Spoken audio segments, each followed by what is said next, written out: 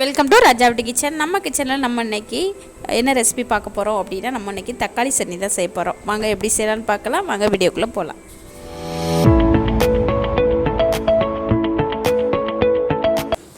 நம்ம தக்காளி சட்னிக்கு தேவையான பொருள் எல்லாமே நம்ம அந்த மிக்சி சாரில் எடுத்துக்கலாம். ஒரு பெரிய வெங்காயம் தோல் நீக்கிட்டு கட் பண்ணி எடுத்து வச்சுருக்கிறேன். நம்ம மிக்சி சாரில் சேர்த்துக்கலாம். நாலனா பூண்டு பல் வந்து நான் தோல் நீக்கிட்டு எடுத்து வச்சுருக்கிறேன். நம்ம அதையுமே ஒன்றா சேர்த்துக்கலாம். 2 பெரிய சைஸ் தக்காளி கட் பண்ணி எடுத்து வச்சுருக்கிறேன். நம்ம ஒன்றா சேர்த்துக்கலாம்.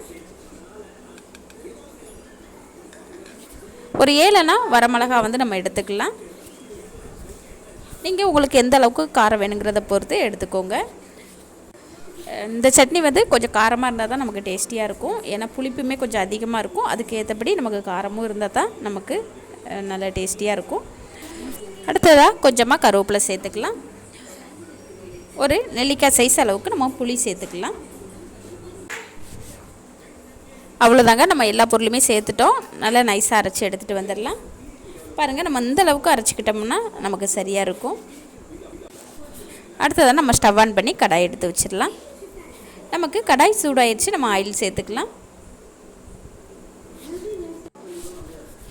கொஞ்சமாக கடுகு உளுந்த பருப்பு சேர்த்துக்கலாம்.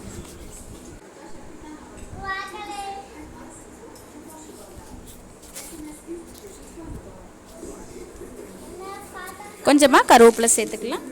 நம்ம அரைச்சி எடுத்து வச்சுருக்கிற நம்ம தக்காளி பேஸ்ட்டை நம்ம ஒன்றா சேர்த்துட்டு நல்லா கலந்து விட்டுடலாம். நம்ம தண்ணி எதுவுமே சேர்க்க வேண்டாம்.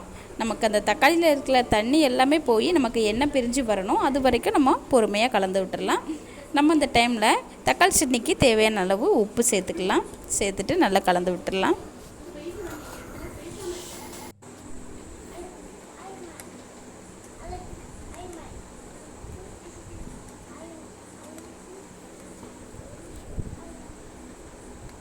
பாருங்கள், நமக்கு தக்காளியில் இருக்கிற தண்ணி ஓரளவுக்கு நமக்கு கம்மியாயிருச்சு.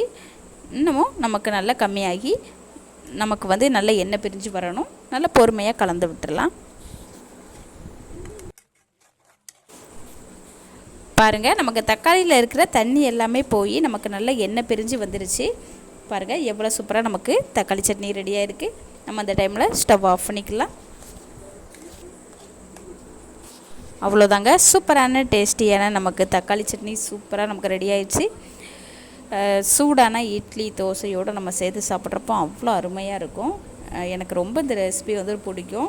நான் அடிக்கடி செய்வேன். நீங்களும் இது போல் ட்ரை பண்ணி பாருங்கள். ஒரு வாட்டி செஞ்சு பார்த்தீங்கன்னா திரும்ப திரும்ப நீங்கள் செய்வீங்க. அந்தளவுக்கு டேஸ்டியாக இருக்கும்.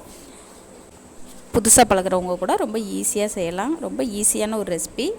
இந்த ரெசிபி உங்களுக்கு பிடிச்சிருந்துச்சின்னா நம்ம ராஜாவட்டி கிச்சன் சேனலை சப்ஸ்கிரைப் பண்ணுங்கள், லைக் பண்ணுங்கள், பெல் ஐக்கானை கிளிக் பண்ணுங்கள். அப்போ தான் நான் போடுற வீடியோ உடனுக்குன்னா உங்களுக்கு வந்து சேரும். அவ்வளோதாங்க, சூப்பரான டேஸ்டியான நமக்கு தக்காளி சட்னி சூப்பராக நமக்கு ரெடி ஆயிடுச்சு. இதே போல் நீங்களும் ட்ரை பண்ணி பாருங்கள். ட்ரை பண்ணி பார்த்துட்டு எனக்கு கமெண்டில் சொல்லுங்கள். நன்றி, வணக்கம்.